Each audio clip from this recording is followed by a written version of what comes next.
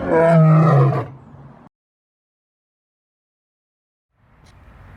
right, hey, we got one last question here that is going to take a few more minutes to explain. So we made a separate video regarding this one. Sir, if we had a positive case inside the task force, what are the steps that we take to notify the service member or family?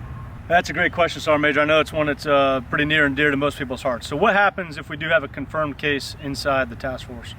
First, I want everybody to understand the Department of Defense has changed its reporting strategy, and this is more about operational security now, where we're not going to be reporting at an installation by installation basis the number of positive cases, the number of soldiers who are tested and their family members, or how many folks we have in seclusion, quarantine, or isolation.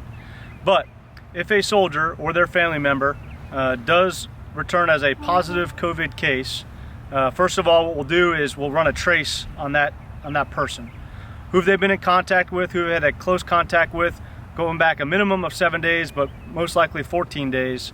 And we're going to find those folks that they potentially have had close contact with, notify them, also place them in a quarantine status for 14 days, where they are not showing any symptoms at this time, but they're also going to be asked to remain in their homes or their barracks room, etc., for 14 days. We'll also obviously be working closely with installation. If that soldier went to the shopette, went to the grocery commissary, went to any other place on Fort Benning that likely has a higher population of folks cycling through. And so we will execute a trace. We will notify anybody that has potential for close contact with somebody who is confirmed positive, and we'll execute a quarantine on those folks. And I know there's been a lot of rumors going around about the task force recently, so I want to just kind of dispel some of those. First of all, we've not put any entire company on quarantine. We have a group of soldiers who are on a mix of seclusion, quarantine, and isolation based on either their own travel history, based on potential for contact with somebody who is a positive COVID case, or even folks who are just showing a sign or symptom but have no known other risk factor, as in travel or contact with a possible COVID case. We have had a very small number of soldiers, and I can't give you the exact number, but very small number of soldiers who have been tested. I'm happy to say that as of this morning, 2 of those tests came back negative, and we are waiting for the other ones. We've also had a few family members that have been tested. Not all the family members and soldiers have been tested here on Fort Benning.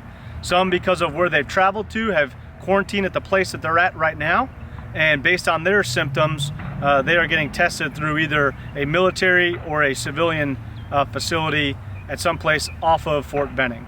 And so we don't have a company that's on quarantine. We have a lot of folks, and I say a lot, we've got a fair amount of folks that are in some sort of a seclusion, quarantine, or isolation. And we do have a very small number of soldiers and family members who have been tested. And as I said, happy to report that we've actually had 3 tests, 2 service members and 1 family member who have come back negative. And we are, anytime we put those soldiers into a quarantine status based on their high likelihood, we start running those traces as well. So I hope that helps to assuage some of your fears and concerns, but there is a process in place, and we want to make sure that we are notifying and keeping the rest of our force as healthy as possible. Appreciate all that you do. If you have any questions, once again, please send them to the task force question email address, and get out there and hunt with the pack.